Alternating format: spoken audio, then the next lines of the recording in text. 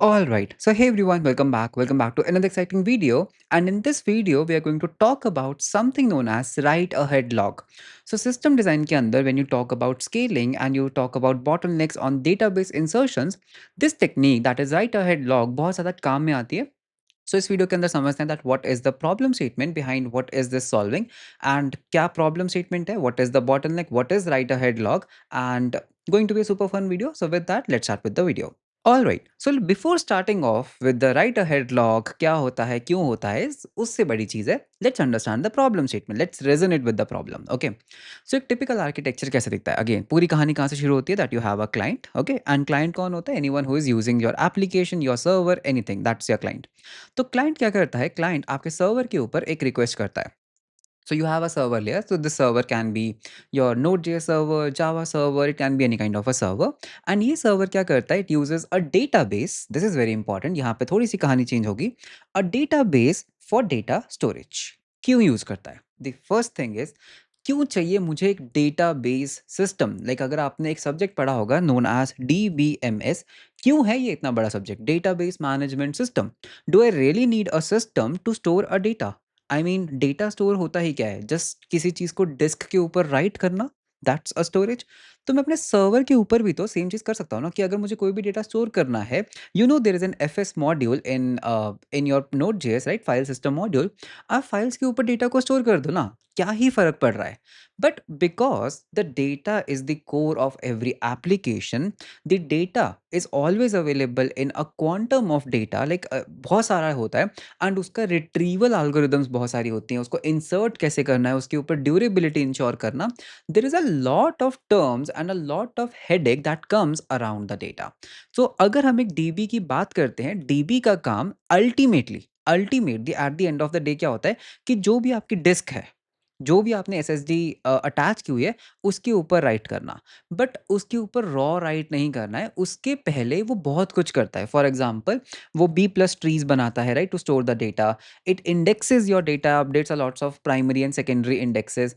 तो डेटा को सिर्फ स्टोर करना ही बहुत नहीं है, डेटा को कैसे स्टोर करना है वो भी बहुत इंपॉर्टेंट है, सो दैट मैं एक कंसिस्टेंसी एंड ड्यूरेबिलिटी को इंश्योर कर सकूं. आपने कोई डेटा मेरे को कहा कि पीयूष इस चीज़ को याद रखना, एंड अगर आप मुझसे वो दोबारा मांगोगे, अगर मैंने वो डेटा आपको दिया ही नहीं, तो मैंने कंसिस्टेंसी खराब कर दी. This is not a good thing, right? या फिर अगर आपने मेरे को बोला that Piyush remember that user ID जिसका 1 है, उसका नेम पीयूष है, एंड अगर आपने मेरे से पूछा यूजर आईडी 1 का नेम क्या है एंड आई से something else, that's not a good thing because इसमें कंसिस्टेंसी नहीं है, right? This is the problem. या फिर अगर वो डेटा एग्जिस्ट ही ना करे, वो लॉस्ट हो गया data somehow, that's durability problem. तो databases have to go through a lot of layers, okay, a lot of layers to ensure the data is properly indexed, so that उसका जो retrieval है वो सही से हो, plus the data is properly written to the disk so that वो data lost ना हो जाए, and after that only it gives you an acknowledgement कि मैंने डेटा को इंसर्ट कर दिया है. तो एक चीज़ के ऊपर हम हमेशा श्योर हो सकते हैं कि अगर डेटाबेस कहता है कि मैंने आपका डेटा इंसर्ट कर दिया है, मतलब डेटा इंसर्ट हो गया, now there is not a problem. But the bottleneck is because उसको बहुत सारा नाटक करना पड़ता है before actually storing the stuff to the disk. This particular thing becomes a bottleneck. If you can see, this process is updating a b plus tree, updating an index, traveling the tree, and then storing it and creating a new node. This thing takes time. And imagine अगर आपके पास बहुत सारी request आ रही है, right? There is not one client but there are actually maybe some a few thousand और maybe a few lakhs of client. तो जब आप ये बहुत सारे ऑपरेशंस करोगे, the problem is this particular process जो है, जो आपको ड्यूरेबिलिटी दे रहा है, विच इज़ वेरी इंपॉर्टेंट. तो ये प्रोसेस क्या करती है? This process becomes a bottleneck, जिससे आपका डेटाबेस क्रैशेस हो सकते हैं. एंड डेटाबेस का क्रैश होना या डेटाबेस का स्लो डाउन होना is a very big problem because ये आपके पूरे सिस्टम डिज़ाइन का, आपके पूरे सिस्टम का कोर है, डेटाबेस. बिकॉज अगर ये क्रैश हुआ तो क्या होगा? लेट्स से क्लाइंट्स तो अपना डेटा आपको दे रहे हैं, but you have no way to store the data, and इसमें एक पोटेंशियल डेटा लॉस कर दिया आपने. आपने इन फ्लाइट डेटा को लॉस कर दिया. मैंने आपको कुछ टू डू दिया, आपका डेटाबेस डाउन है, आपने मेरे से टू डू एक्सेप्ट तो कर लिया, बट आप उसको स्टोर ही नहीं कर पाए, इन फ्लाइट डेटा लॉस हो गया. या फिर अगर आपका डेटाबेस डाउन है तो सर्वर भी डाउन है, तो आप मेरा टू डू एक्सेप्ट ही नहीं कर पा रहे. So this is a big problem, right? And to solve this problem we have something known as write ahead log. Okay, इस बॉटलनेक को सॉल्व करने के लिए, so what we can do is we can search for write ahead log. So अगर आप यहाँ पे definition पढ़ते हो write ahead log की, a WAL write ahead log is a foundation database and storage technique technique, ensuring all modifications or to the data recorded sequentially, very important word, to a durable storage like this before they are applied to the main database file. So what this write ahead log says, there are two things to it. Okay, write ahead logs, WAL. It says कि before going to the database मैं पता क्या करूँगा, मेरे पास ना एक log file होगी. So let's say ये मेरी एक log file है and this log file I am going to open in a synchronous mode. ठीक है, तो फाइल को ओपन करने के टाइप्स होते हैं. तो मैं इसको synchronous मोड के अंदर ओपन करूँगा. This is my some kind of a dot log file and it's append only log system in sequence. तो लेट्स से आपने मेरे को एक डेटा दिया कि यार एक काम करो, रिकॉर्ड करो, इंसर्ट करो. ऑपरेशन क्या है, इंसर्ट करो एक यूज़र जिसकी आईडी है 1 और उसका कुछ ऐसे डेटा दिया आपने. तो before taking this data and going into the server, मैं यहाँ पे इस चेंज को रिकॉर्ड कर लूँगा. तो ये मेरा क्या है, इवेंट नंबर 01 है. तो मैंने अपनी लॉग फाइल के अंदर इस इवेंट को लॉक कर लिया and then I am going to apply to the database. I will tell you why am I doing that in a while. उसके बाद किसी ने मुझे बोला यार एक काम करो, अपडेट करो. लेट्स से उसने मेरे को बोला एक यूज़र को अपडेट करो, UP stand for update. Set करो something like name equals to X. Okay, and उसने मेरे को बोला where 1, something like this, where ID is 1. तो हम क्या करेंगे, before applying this to the database we are going to store this in a log file. तो similarly what we are basically doing is before applying the changes to the database, हम क्या कर रहे हैं, हम उसको एक लॉग फाइल के अंदर हमेशा अपेंड कर रहे हैं. अब एक चीज़, क्या इस अपेंड करने में मेरा कोई भी ओवरहेड आ रहा है? The answer is no, because मुझे कोई ट्री ट्रैवर्सल नहीं करना है, मुझे कुछ इंडेक्सेस अपडेट नहीं करने हैं. It's as simple as just fs dot append file. मैं बस एक फाइल है जो ऑलरेडी मेरे पास ओपन है प्रोसेस के अंदर, मुझे जस्ट उसके अंदर एक लॉग डालना है before doing anything in the database. Now what is the advantage of this write ahead log system? Number one, if database crashes and there is a potential data loss, I have a backup. I have my write ahead this log file. इसमें मैं क्या कर सकता हूँ, मैं अपने logs को replay कर सकता हूँ and I can apply those operations on the database. Number one.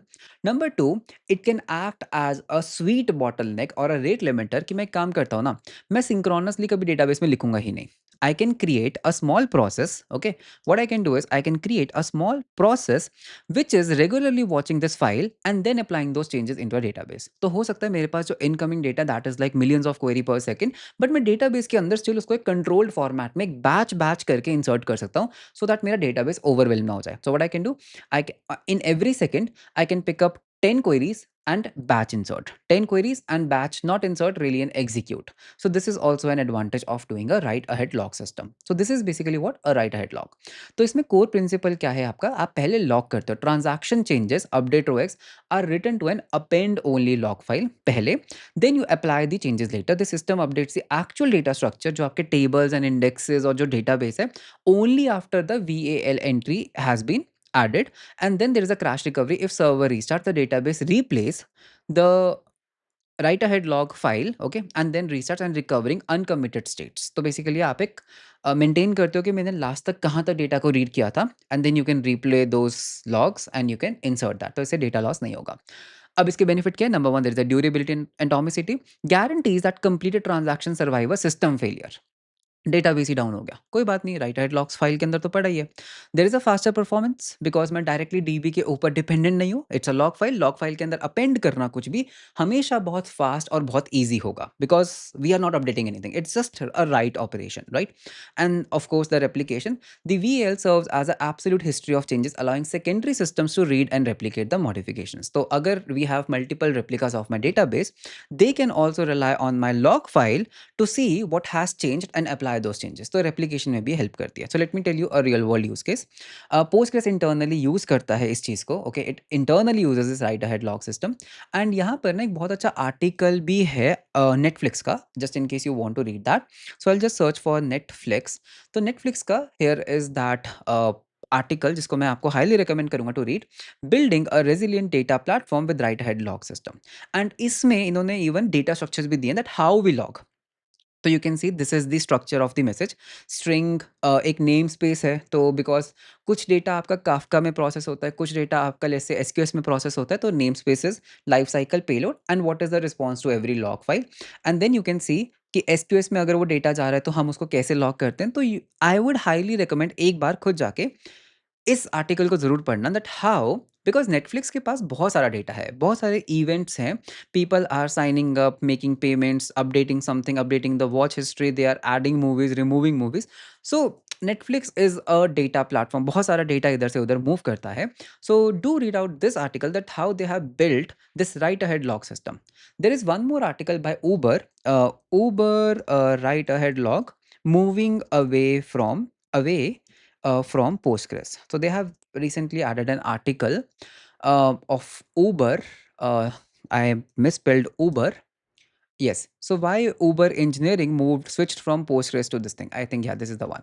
So this is one article by Uber, that is why Uber engineering switched from Postgres to MySQL. And इसमें भी आपको जो मिलेगा, that is going to be around the VAL system only, the write ahead log systems only. So I would highly recommend to read this particular article as well, just in case you are interested.